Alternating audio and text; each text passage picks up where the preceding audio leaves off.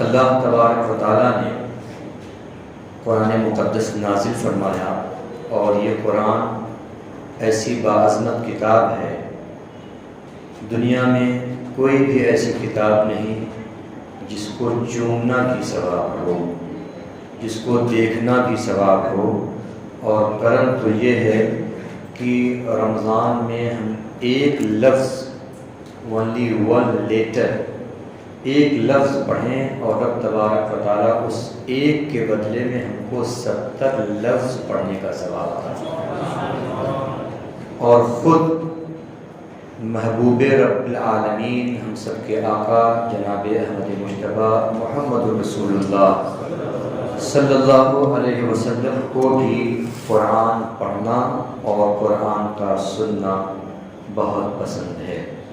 چنانچہ ایک آیت کریمہ ہے جس میں رب تبارک و تعالیٰ نے اپنے محبوب اور محبوب کی امت کو مخاطب کر کے اس امت کے گراف کو، اسٹیٹس کو، عزت کو اتنا بلند کر دیا کہ پھر دوسری امتیں تو پجا، بلکہ دوسری امتوں کے نبیوں کے لیے اس امت کو گواہ بنا دیا۔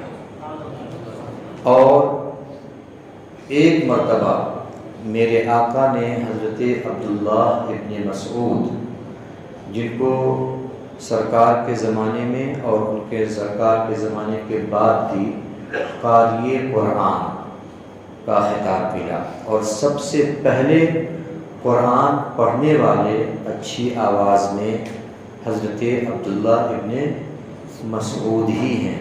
میرے آقا نے حضرت عبداللہ ابن مسعود سے کہا، اے ابن مسعود قرآن پڑھو، اقرأ القرآن۔ حضرت عبداللہ ابن مسعود نے کہا، حضور قرآن آپ کے اوپر نازل ہوا اور میری کیا مجال ہے کہ میں آپ کے سامنے پڑھ سکوں؟ لیکن میرے آقا نے ارشاد فرمایا، نہیں، مجھے جہاں قرآن پڑھنا پسند ہے وہیں قرآن سننا بھی پسند ہے۔ تو اگر آپ قرآن پڑھ رہے ہیں تو بھی رسول اللہ صلی اللہ علیہ وسلم کی سنت ادا کر رہے ہیں، اور اگر قرآن سن رہے ہیں تو بھی رسول پاک صلی اللہ علیہ وسلم کی سنت ادا کر رہے ہیں۔ حضرت عبداللہ ابن مسعود نے پھر پڑھنا شروع کیا اور پڑھا، تو پڑھتے پڑھتے وہ آیت کریمہ جو میں بھی آپ کے سامنے بیان کرنے جا رہا ہوں اس آیت کریمہ پر پہنچے۔ آیت کریمہ ہے، بسم اللہ الرحمن الرحیم، فَكَيْفَ إِذَا جِئْنَا مِنْ كُلِّ أُمَّةٍ بِشَهِيدٍ وَجِئْنَا بِكَ عَلَى هَؤُلَاءِ شَهِيدًا۔ ارشاد ہوتا ہے، کتنا ہی بلند مرتبہ ہے کہ جب ہم تمام امتوں کو سیدنا آدم علیہ السلام سے لے کر سیدنا رسول اللہ صلی اللہ علیہ وسلم کی امت تک کو سب کو جمع کریں گے، اور من کل امت بشہید، اور ہر امت کو لے آئیں گے، وجئنا بک علی ہؤلاء شہیدا۔ اور محبوب، پھر رب نے فرمایا، اور محبوب پھر میں تم کو، یعنی محمد عربی کو، اے محبوب تم کو میں سارے نبیوں کے تبلیغ اور ارشاد پر گواہ بناؤں گا۔ تفسیر کی کتابوں میں یہ بات درج ہے، آقا صلی اللہ علیہ وسلم نے ارشاد فرمایا، اور یہ آقا کا کرم ہی ہے کہ ہم اس امت میں آ گئے، ہمارا درجہ بلند ہو گیا، اس قدر درجہ بلند ہو گیا۔ توجہ دیں کہ سیدنا آدم علیہ السلام کا کلمہ، ان کے ماننے والوں کا کلمہ جو بھی رہا ہو، وہ تاریخ میں لکھا ہوا ہے، لا الہ الا اللہ آدم صفی اللہ۔ موسیٰ علیہ السلام کے ماننے والوں کا کلمہ، لا الہ الا اللہ موسیٰ کلیم اللہ۔ عیسیٰ علیہ السلام کے ماننے والوں، چاہنے والوں کا کلمہ، لا الہ الا اللہ عیسیٰ روح اللہ۔ اور ہمارے اور آپ کے آقا کی امت یعنی ہمارا کلمہ لا الہ الا اللہ محمد الرسول اللہ آپ ایمان کی آنکھوں سے بتائیں، ایمان کے جذبے کے ساتھ سرشار ہو کر بتائیں۔ اگر یہی کلمہ تمام انبیاء کا ہو تو پھر آپ فخر کریں گے کہ نہیں کریں گے؟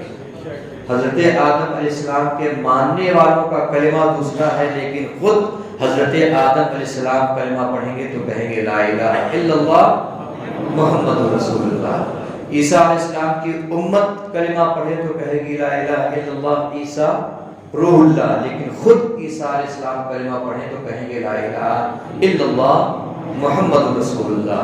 موسیٰ علیہ السلام کے ماننے والے لا الہ الا اللہ موسیٰ کلیم اللہ، لیکن خود موسیٰ علیہ السلام جب کلمہ پڑھیں تو خود کہیں گے لا الہ الا اللہ محمد رسول اللہ۔ آپ سوچیں اس نبی عظمت نشان کی امت میں لا کر رب تبارک و تعالیٰ نے ہم میں اور انبیاء کرام کے کلموں میں جو اشتراک ہے ہم کو برابر ملا کر فراہم کر دیا۔ یہ کرم ہے اور یہ ایسا کرم ہے جس کرم کا کوئی بدل نہیں۔ میرے آقا فرماتے ہیں، اب اپنا آپ اسٹیٹس دیکھیں، اپنا وقار اور اپنا مرتبہ ملاحظہ فرمائیں۔ میرے آقا ارشاد فرماتے ہیں قیامت کے دن جب اولین و آخرین جمع ہوں گے، سب کے سب جمع ہوں گے، رب تبارک و تعالیٰ انبیاء کرام کو لے آئے گا، تمام انبیاء سے پوچھے گا اے انبیاء کرام، اللہ کو پتہ ہے لیکن اظہار رحمت اور ہماری اور آپ کی اور ہمارے اور آپ کے آقا عظمت کو بیان کرنے کے لیے رب دلربا بن کے آیا، روح ارض و سما بن کے آیا، سب رسول خدا بن کے آیا،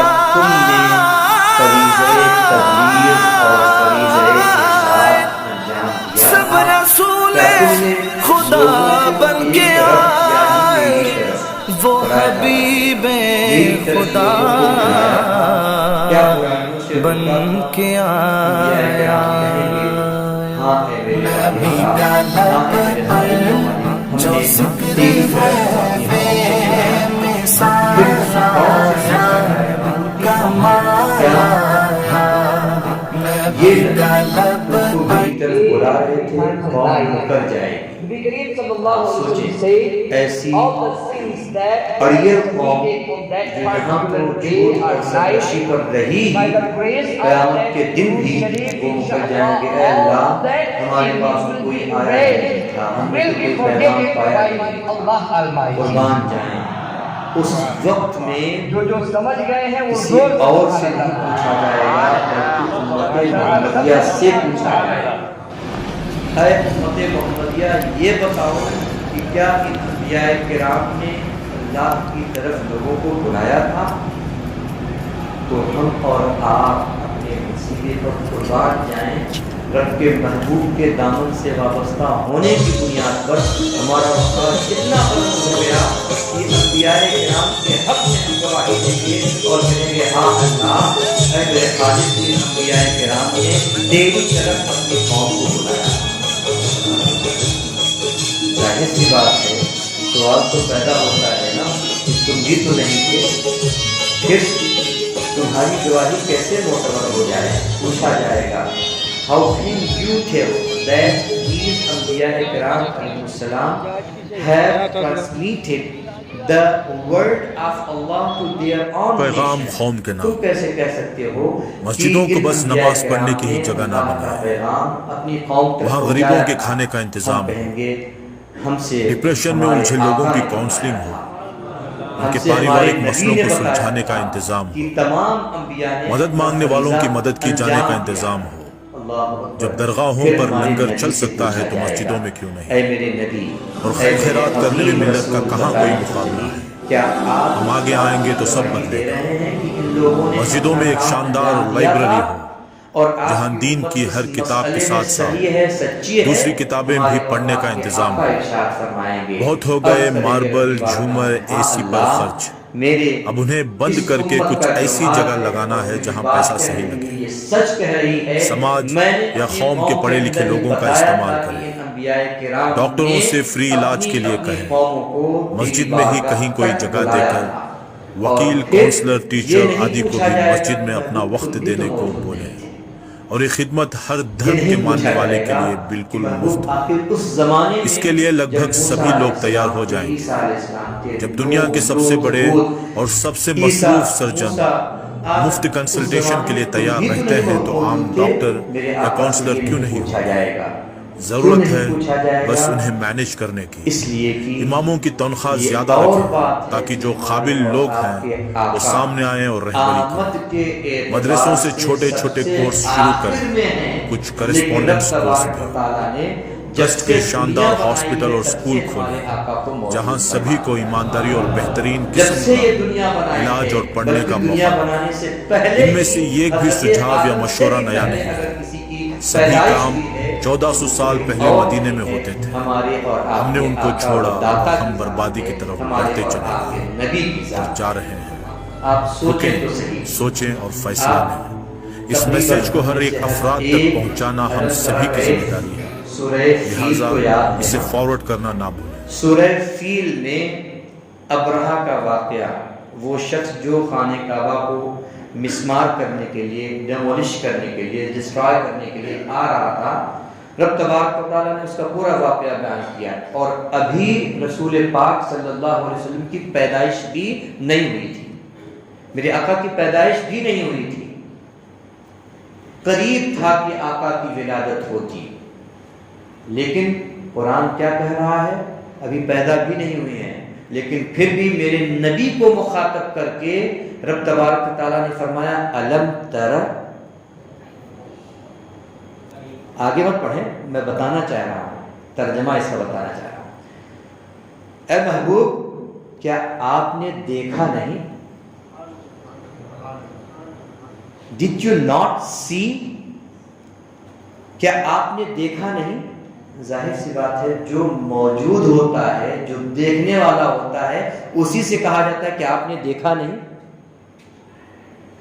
مثال کے طور پر حضرت امام صاحب ہیں، تشریف رکھتے ہیں، ایک بچہ ہے جو پھٹی ہوئی پینٹ پہن کے نماز پڑھنے آیا صبح فار ایگزامپل، تو آپ نے اس کو پکڑا اور کہا آپ نے دیکھا نہیں کہ امام صاحب نے کل اعلان کیا تھا کہ ایسے کپڑے پہن کے نماز نہیں پڑھنے آنا ہے؟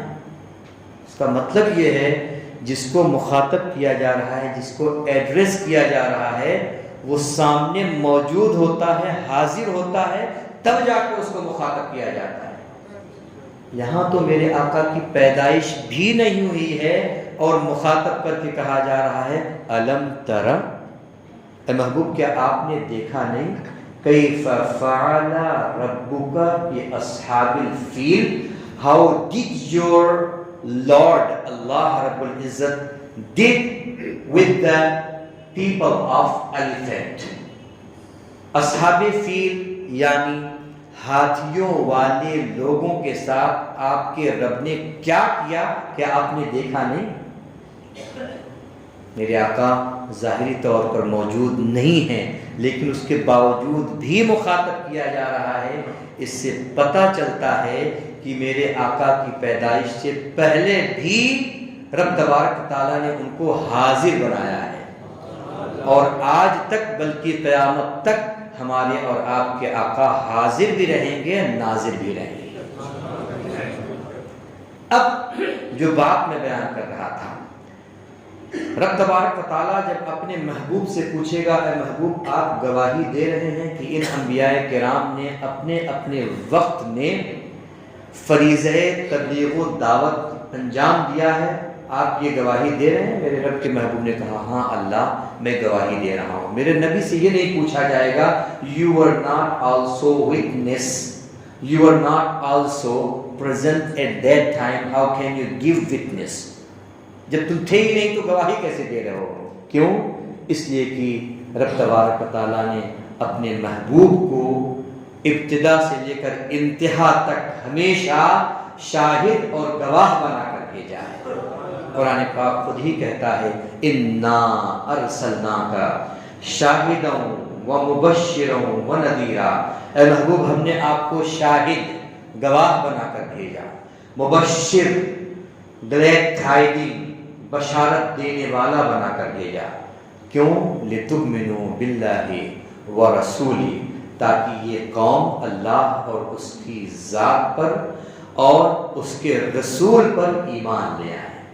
جب وہ رسول ایسے ہیں کہ ہمہ وقت موجود ہیں تو ظاہر سی بات ہے اب اگر ہم اپنے نبی کو مخاطب کر کے کہیں یا رسول اللہ انظر علینا، یا حبیب اللہ اسمع قالنا اننی فی بحر ہم مغرق خذ یدی سہل لنا اشکالنا، اگر ہم ان سے استغاثہ کریں، ان سے طلب رحمت کریں تو پھر اس میں کون سے مضاہدے کی بات ہے؟ اور وہ آیت کریمہ آ بھی رہی ہے کہ میرے آقا کی بارگاہ میں استغاثہ اور توسل پیش کرنا، اور آقا کی زندگی میں بھی، زندگی کے ظاہری زندگی کے بعد بھی اور ظاہری زندگی سے پہلے بھی آقا کو وسیلہ بنانا، یہ اصحاب ایمان کا طریقہ رہا ہے۔ مثال کے طور پر آیت کریمہ ہے، رب نے ارشاد فرمایا وَلَوْ أَنَّهُمْ، یہ وہی آیتیں ہیں جن کو ہم نے کل تراویح میں پڑھی ہے رات میں، وَلَوْ أَنَّهُمْ إِذْ ظَلَمُوا أَنفُسَهُمْ جَاءُوكَ فَاسْتَغْفَرُوا اللَّهَ وَاسْتَغْفَرَ لَهُمُ الرَّسُولُ لَوَجَدُوا اللَّهَ تَوَّابًا رَحِيمًا۔ اے محبوب، اگر آپ کی امت کا کوئی بھی فرد، کوئی بھی بندہ گناہ کر بیٹھتا ہے، نفس کی بنیاد پر، شیطان کی بنیاد پر بہکاوے میں آ جاتا ہے اور گناہ اس سے ہو جاتا ہے، تو پھر وہ آپ کی بارگاہ میں آ کر آپ کو سفارشی بناتا ہے اور آپ سے یہ کہتا ہے کہ اے اللہ کے پیارے رسول، مجھ سے یہ ناکردنی ہو گئی ہے، رب کے محبوب میرے لیے دعائے مغفرت کر دیں، اور اے محبوب آپ نے اس بندے خاص کے لیے دعائے مغفرت کر دی، رب فرماتا ہے لَوَجَدُ اللَّهَ تَوَّابًا رَحِيمًا، تو اللہ تبارک و تعالیٰ بھی توبہ قبول فرمائے گا اور بخشش عطا فرمائے گا۔ وہ کون سا ایسا انسان ہے؟ آپ بتا دیں، انسان ہونے کی حیثیت سے کون سا ایسا بندہ ہے جس سے جانے یا انجانے میں کوئی گناہ نہ ہوتا ہو؟ آج تو ہماری نگاہیں اٹھتی ہیں تو گناہوں کے بوجھ سے بوجھل ہو کر اٹھتی ہیں، اور جب نگاہیں نیچی ہوتی ہیں تو گناہوں کا بوجھ لیتے ہوئے نیچے ہو جاتی ہیں۔ ہمارا کوئی قدم اٹھتا ہے تو گناہوں سے لبریز ہو کر، ہمارا ہاتھ اگر آگے بڑھتا ہے تو اللہ جانتا ہے گناہوں سے لبریز ہو کر۔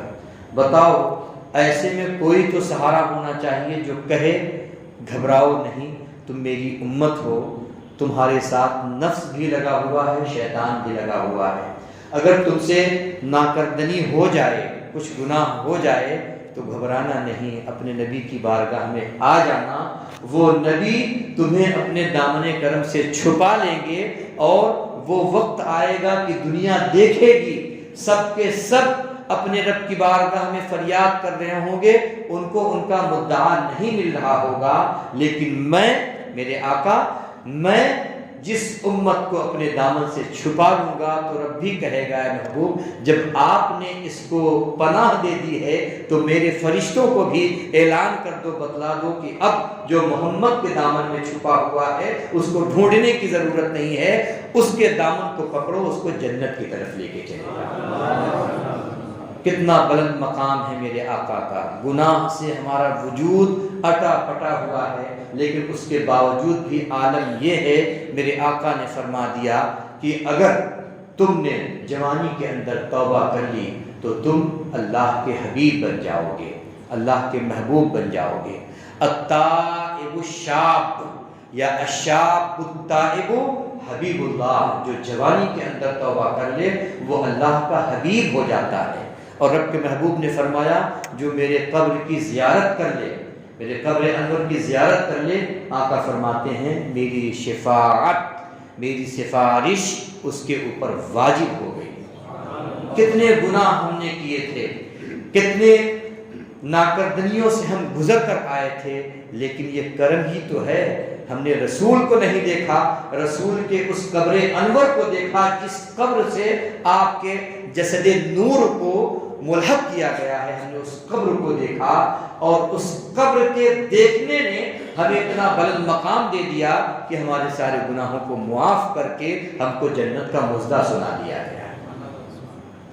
وہی رسول جب وفات ہوئی، وفات کے 3 دن کے بعد، تفسیر ابن کثیر میں یہ واقعہ لکھا ہوا ہے، جو لوگ یہ کہتے ہیں کہ نبی کو وسیلہ بنانا یا نبی کو وسیلہ بنانا جبکہ آپ کی وفات ہو چکی ہو جائز نہیں ہے، وہ تفسیر ابن کثیر اٹھا کر دیکھ لیں۔ وہ تفسیر ابن کثیر جس کو ابن کثیر نے لکھا، اور وہ ابن کثیر جو ابن تیمیہ کے شاگرد، اور ابن تیمیہ تمام دیوبندی مکتب فکر کا سب سے بڑا مولوی ہے، سب سے بڑا، جس نے پوری قوم کو، امت کو گمراہی میں مبتلا کیا، اسی ابن تیمیہ کے شاگرد نے یہ واقعہ نقل کیا ہے قرآن پاک کی اسی آیت کریمہ کے ضمن میں کہ جب آقا کی وفات ہو گئی، ظاہر سی بات ہے وہ ایک ایسا موقع تھا کہ پوری امت مسلمہ پر ایک طرح کی بہت بڑی آزمائش تھی۔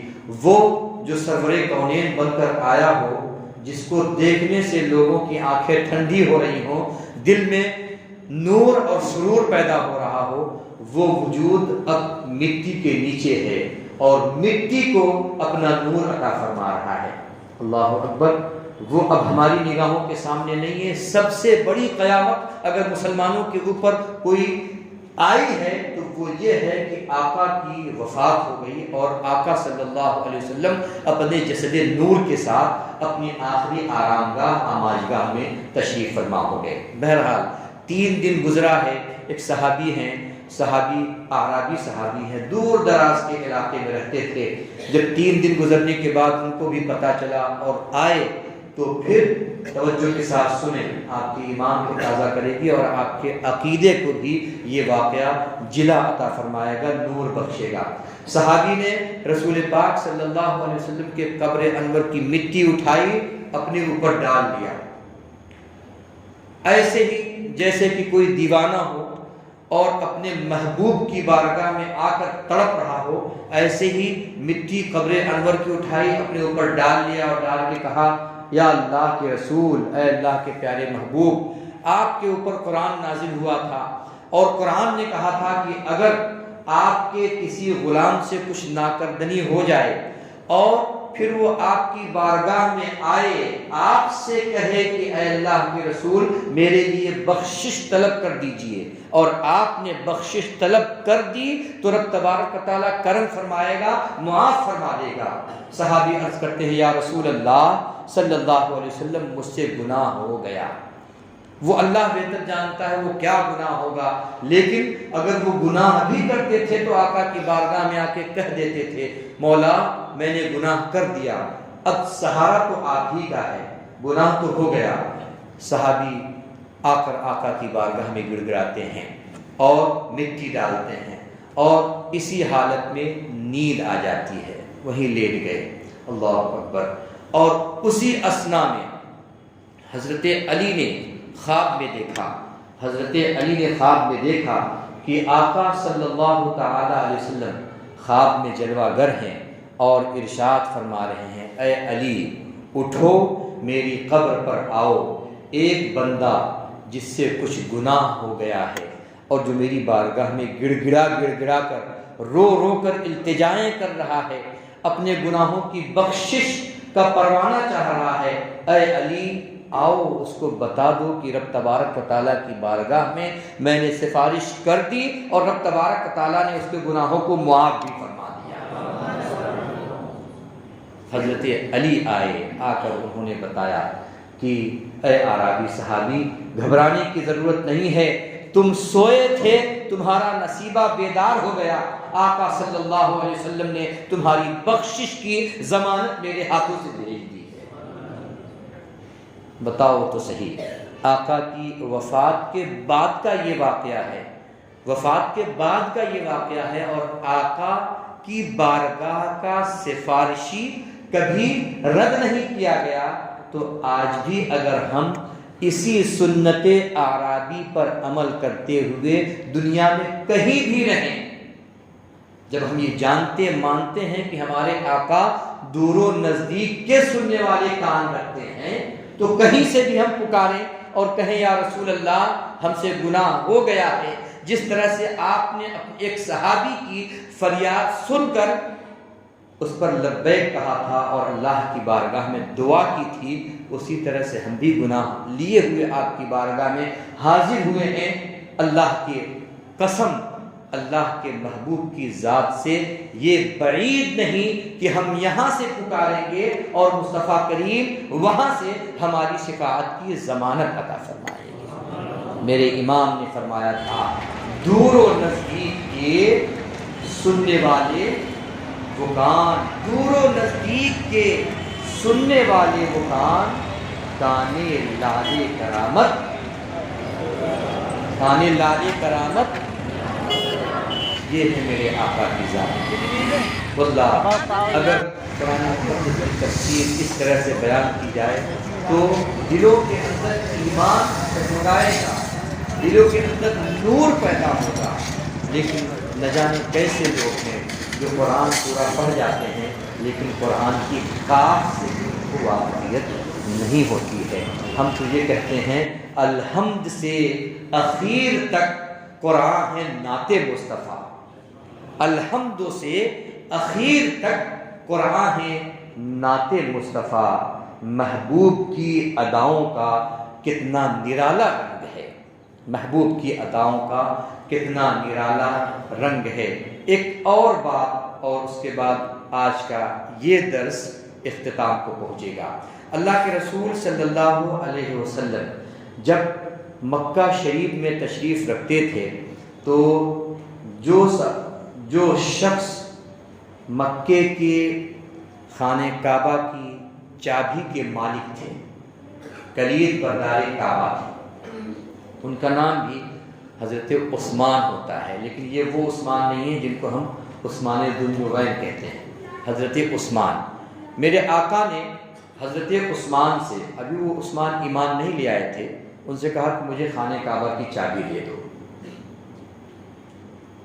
عثمان نے کہا، ایمان نہیں لے آئے تھے، عثمان نے کہا میں نہیں دے گا، I will not give you the key of کعبہ، میں آپ کو خانہ کعبہ کی چابی پہ کرے دل ربا بن کے آیا، روح ارض و سما بن کے آیا، سب رسول خدا بن کے آیا،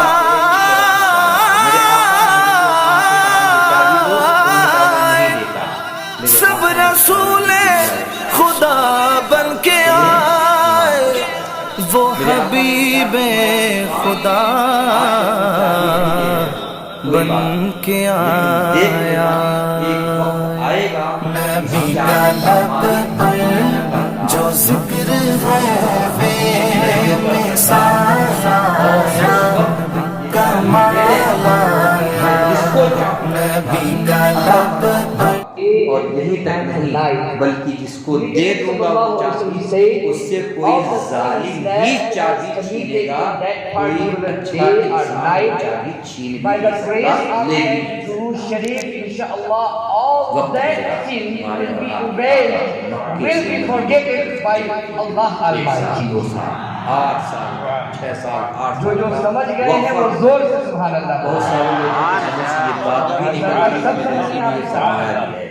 اللہ رب العزت نے حالات ایسے پیدا کر دیے کہ مسلمان پہ کرے دل ربا بن کے آیا، روح ارض و سما بن کے آیا، سب رسول خدا بن کے آیا،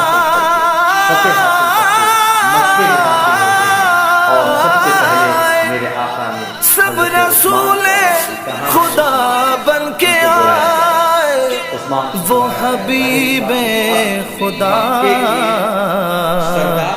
بن کے آیا۔ نبی کا لب پر جو ذکر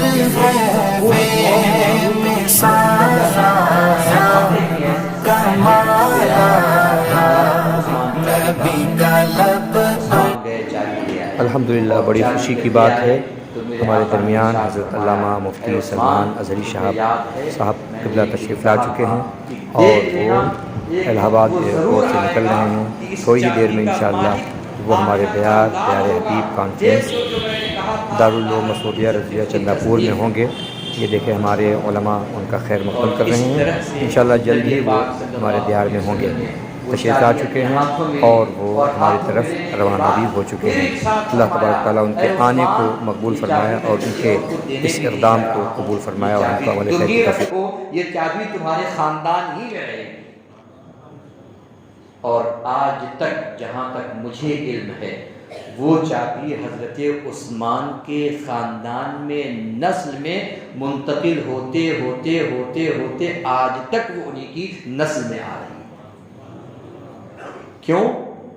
اس لیے کہ سب کو پتا ہے کون جا کر وہ چابی چھین کر رسول اللہ صلی اللہ علیہ وسلم کی زبان کے مطابق ظالم بنے.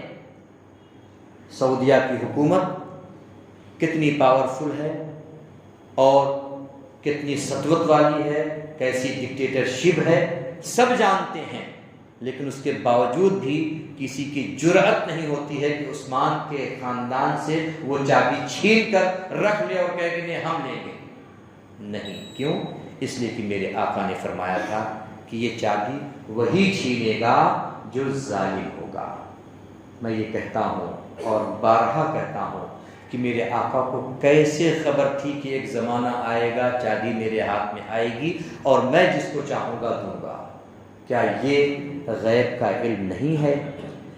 10 سال 15 سال کے بعد کوئی واقعہ رونما ہونے والا ہے، میرے آقا پہلے ہی بتا دے رہے ہیں.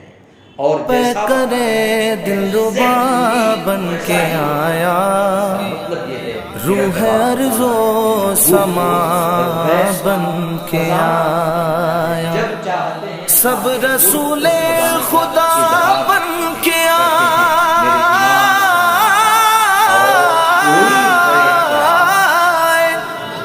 سب رسول خدا بن کے آئے، وہ حبیب خدا بن کے آیا. نبی کا لب پر جو ذکر ہے بے مثال آیا، کمال آیا. نبی کا لب پر وقت میں بے پناہ برکتیں عطا فرما. اے اللہ کرم سے ہماری دعاؤں اور تمناؤں کی تکمیل فرما. مولا جو مانگا اسے بھی عطا فرما اور ہمارے حق میں بہتر ہو. نہیں مانگ سکے مولا تو جانتا ہے ہمارے دلوں کے راز سے تو باخبر ہے مولا. وہ سب کچھ عطا ہو جس سے ہمارا اور ہماری پوری قوم کا بھلا ہو جائے یا رب العالمین. ان اللہ و ملائکتہ یصلون علی النبی یا ایھا الذین آمنوا صلوا علیہ وسلموا تسلیما. اللهم صل علی سیدنا شفیعنا وحبیبنا وبارک وسلم. صلاۃ و سلام علیک یا رسول اللہ صلی اللہ علیہ وسلم. سبحان ربک رب العزۃ عما یصفون وسلام علی المرسلین والحمد للہ رب العالمین. لا الہ الا اللہ. 3 ہمارے پورے ہو گئے. 3 باروں کی تراویح الحمدللہ مکمل ہو گئی. رب تبارک تعالیٰ قبول فرمائے اور ہم کو اس کا بہتر اجر عطا فرمائے. ہم لوگوں نے آج دوسرے پارے کے نصف سے شروعات کی اور پھر الحمدللہ پڑھتے پڑھتے 3 پورے پارے ہم نے مکمل کر لیے. خاص طور سے میں نے بتایا تھا کہ سلیکٹڈ آیات جو ہیں انہیں کی تفسیر کرتی ہیں. ایک وبا جو ہماری پوری قوم کے اندر اور خاص طور سے نوجوانوں کے اندر گھر کر گئی ہے وہ ہے شراب کا پینا، شراب نوشی. میں جانتا ہوں کہ آج شراب کو مختلف ناموں سے یاد کر کے کوئی شراب نہیں کہے گا بلکہ کہے گا وہ جوس ہے یا کوئی اور نام ہے.